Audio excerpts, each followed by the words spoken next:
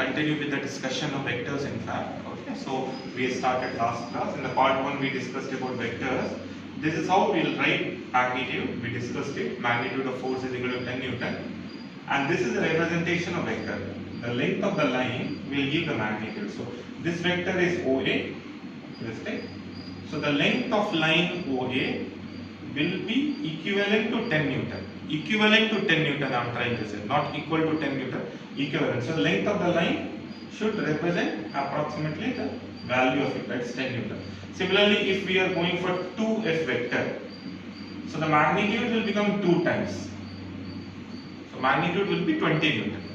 For this 20 Newton, we will write like this, magnitude of 2f is equal to 20 Newton.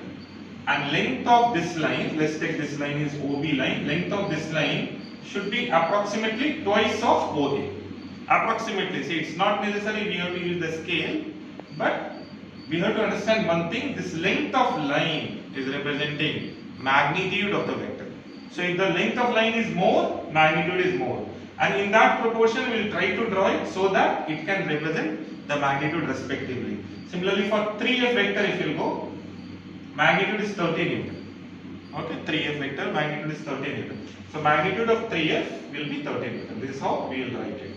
Already we discussed how to write it also, but now you should understand length of the line will give us magnitude of vector. Okay. So if magnitude is more, length will be more, so is the representation. But it's not necessary, again I am saying, to use the scale in physics, that exactly it should be there. But roughly you can draw it, and you should understand, if once we find the length, we find the magnitude of the vector. So this is how we can draw vector. Okay. Similarly, the other part will be instead of f, suppose we have minus f vector. This f vector, you see this one, this is called the head of the vector. Okay, this is called head of the vector, and this is called tail of the vector. Okay, so head of the vector is giving the direction, tail of the vector will give the starting point basically from where it is starting. So OA direction is this way. This is f vector. If we want to draw minus f vector, this is minus f vector. So f vector and minus f vector, difference will be the arrow which is here will be this side. So this is the direction of this vector. Similarly, this was the direction of this vector. So direction will be in opposite. Magnitude wise, f vector minus f vector they will be same. So minus f vector will be equal to f vector is equal to 10. So both will have same magnitude, minus f vector and f vector will have same magnitude. Okay. Similarly, minus 2f vector, I have drawn it here just to make you understand that OB is in this direction. Again the head is this side for this vector. For minus 2 vector, head will be in this side. So once you multiply a negative sign with it, direction of vector will be reversed. It will be in the opposite direction. So it was coming this side, now it is going this side. Okay. Magnitude will not be affected basically. That's what we are saying. Magnitude of minus f vector is equal to f vector equal to 10 Newton. Similarly, magnitude of minus 2f vector is equal to 2f vector is equal to 20 Newton. Similarly, for minus 3f also, minus 3f and 3f will have same magnitude, direction will be reversed. Okay. So these points you should understand. How to draw the vector, length of the line will represent magnitude of the vector, arrow will give us direction of the vector. Okay, this is one part of it.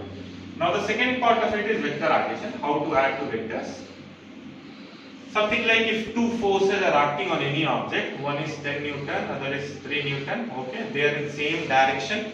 Remember, when they are in same direction, theta will be 0. They are parallel to each other. So any two vector which is parallel to each other, angle between them will be 0. Okay, so these two are angle between them is 0. They are in the same direction. Of course, if we are applying same direction force, it's something like you are applying 10 Newton and one of your friend is applying 3 Newton in same direction. So together, since both are in same direction, together the total value for this will come as 13 Newton.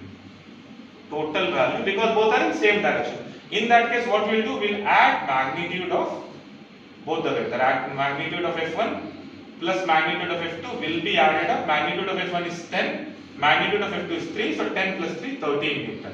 And we will write this as resultant vector. Resultant vector means total vector or net vector. So sometime we can write it net vector also if we want. Net vector is how much? So net vector is equal to resultant vector is equal to mod of F1 plus F2, which is nothing but 13 Newton. Okay, this is for theta equal to 0. In the second case, we can see here one vector is this side, that is one object, one person applying force on this side, other person applying this side. Angle between them, this angle is nothing but theta is equal to 180 degree. They are anti-parallel.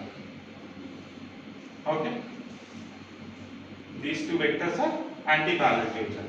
So in that case, we will write resultant is equal to F1 plus F2. If we want, we can write net force also. Writing will be same in the same way as we wrote here also. But when we find the magnitude of it, we'll write magnitude of vector R is equal to magnitude of F1 plus F2 is equal to magnitude of F1 minus of magnitude of F2. They are in the opposite direction. So we have to subtract the magnitude. So it will be 10 minus 3. 10 minus 3 will be 7 Newton. So magnitude of this vector will be 7 Newton. Okay. Representation, if we want, we should draw a smaller length of line than 10 Newton because 10 Newton is representing 10 magnitude. 7 Newton, 7 magnitude to represent a smaller line should be drawn for vectors. Now the third case, what we took it, angle between them is 30 degree. Remember these two cases, one is angle theta 0, other is 180 degree. If angle is between 0 to 180 degree, then the problem is visualization we can't do it. See, these two cases we are able to visualize, we can understand better because we can think that scenario ourselves. But the problem is this type of scenario in which different angle can be there. Angle can be anything, it can be 30 degree, it can be 60 degree, it can be 35 degree, any value is possible. Right? Any value is possible between 0 to 180 degree, infinite angles are there. So for those infinite angle also, we can write resultant is F1 plus F2. But here the problem what we'll face is how to find magnitude of the result. Okay. For that we are going to do law of vector addition. That is exactly we are going to discuss so that all cases of vector addition we can solve it using law of vector addition. So even if someone is not knowing the law of vector addition, he can of course solve this case and this case. But any other angle it is difficult to solve without knowing law of vector addition. So we are going to discuss law of vector addition.